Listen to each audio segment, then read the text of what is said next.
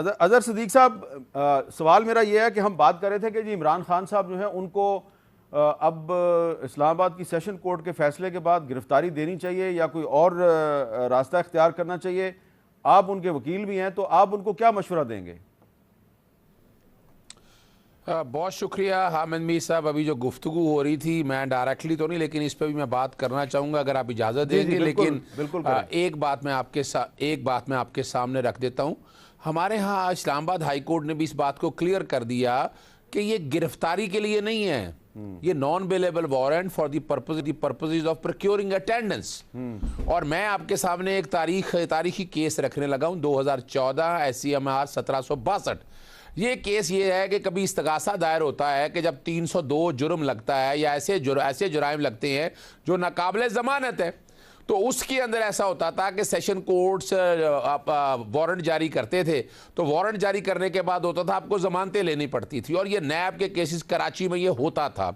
पंजाब में ऐसा नहीं होता था कि जिसके NBW जो है for the purpose of warrant of arrest नहीं जारी किए, यानी वारंट ऑफ अरेस्ट और नॉन बेलेबल वारंट में फर्क है। वारंट ऑफ अरेस्ट नहीं जारी किया तो उसके लिए नॉन बेलेबल वारंट। फिर सुप्रीम कोर्ट ने ये मैटर सेटल कर दिया, और बाद में जस्टिस खोसा साहब के दौर में भी ये क्वेश्चन आया कि ये मुल्क में ये दोहरा निज़ाम क्यों राइज है। तो यानी ये जो कंफ्यूजन क्रिएट करने की चीजें, मैं बता दूं, ये सेक्शन 75 के हवाले से वारंट है, ये अटेंडेंस। और जो तोशा खाना का केस जो बनाया जा रहा है, मैं तो हैरान होता हूं कि शायद पता नहीं कोई दहशतगर्दी का केस है या पता नहीं बहुत बड़ी डकैती का है। ये 137 के अंदर कहा है कि अगर आप मिस डिक्लेरेशन करेंगे तो ये करप्ट प्रैक्टिस कहलाएगी। करप्ट प्रैक्टिस कहलाएगी 167 में दिया, 170 में डिफाइन किया है, तो 2 साल के करीब सजा है। और ये जुर्म जो है ये काबिले जमानत जुर्म है, यानी इसके अंदर आपको पहले जमानत नहीं करानी है। यानी ये भी जरा क्लियर कर दो आप लोगों को, ये जो कंफ्यूजन है ना। अजहर साहब, इसमें फैसले में ये भी कहा गया कि ये जो दरख्वास्त गुजार हैं इमरान खान साहब, इन्होंने अदालत में हाजिरी से इस्तिस्ना मांगा, हमने इनको 4 दफा इस्तिस्ना दिया है। अब ये हमने इनका फिर 4 दफा इस्तिस्ना दे के वारंट गिरफ्तारी जारी किया है, तो आप वकील के तौर पे बताएं ना कि एक अदालत में 4 दफा वो नहीं पेश हुए, उनको इस्तिस्ना दिया गया है, तो उसके बावजूद वो अदालत में पेश क्यों नहीं हो रहे?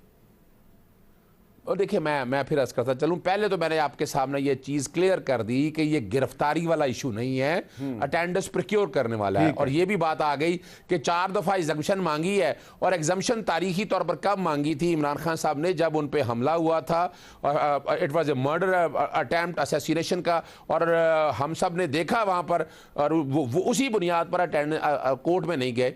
इमरान खान साहब अदालतों की हियरिंग से नहीं भाग रहे हैं, मैं ये क्लियर कर दूं आप लोगों को। हमें भी इंस्ट्रक्शन यही है कि अदालतों की हियरिंग से हमने नहीं भागना है। इशू क्या है इस सामने मैं रखने लगा हूं कि लास्ट डेट पे जब हियरिंग के लिए गए तो इस कोर्ट में अदालत में वो पेश ना हो सके।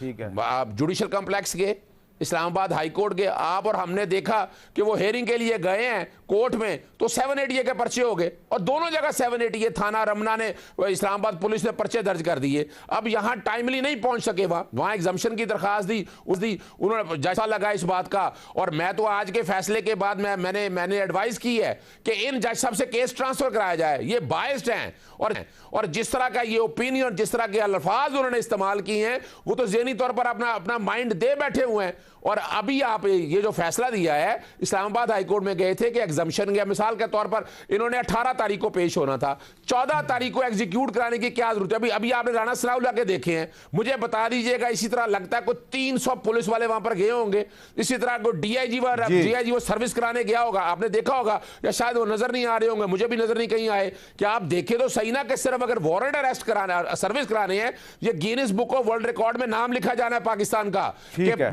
ये मैं चैलेंज कर रहा हूं, ना पाकिस्तान के अंदर ना इंडिया के अंदर ऐसा कभी नहीं हुआ कि नॉन मेरेबल वारंट कौन सर्विस कराता है? एक प्यादा कराता है जो 4थे ग्रेड का या 5वें ग्रेड का, एक हवलदार है, एक एएसआई। यानी यहां डीआईजी, यानी क्या ऐसा है मसला कि डीआईजी इतनी पुलिस फोर्स के साथ, और वो भी आपने देखे, हमने सारा कुछ बताया लाहौर हाईकोर्ट के सामने। लाहौर हाईकोर्ट ने इसलिए फोर्स पीछे हटाई, अगर ऐसा कोई मामला होता तो कभी भी लाहौर हाईकोर्ट ना करती, बताना यह था उनको।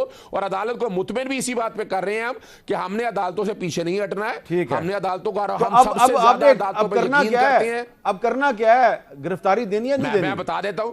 नहीं सर, मैं फिर बताऊं, गिरफ्तारी का इशू नहीं है, कस्टडी और अरेस्ट में बहुत फर्क है। चलें, कस्टडी इस पर्पस के लिए है कि आपने कोर्ट में पेश होना है। 18 मार्च को और कोर्ट में पेश हमारे पास होंगे। अब रेमेडी क्या है? 18 मार्च को कोर्ट में पेश जी होंगे। बिल्कुल 18 तारीख को पेश होंगे। चलें, ठीक जी है। 18 तारीख को यही इंस्ट्रक्शन है। 18 को पे। और मैं एक बता दूं आपको, सुबह जो फैसला है, ये फैसले के अगेंस्ट क्रिमिनल रिवीजन हमारे पास अवेलेबल है। आपको यानी श्योरिटी देने का कानून ने कहा है ना, 76 सेक्शन प्रोवाइड ठीक है सर, ठीक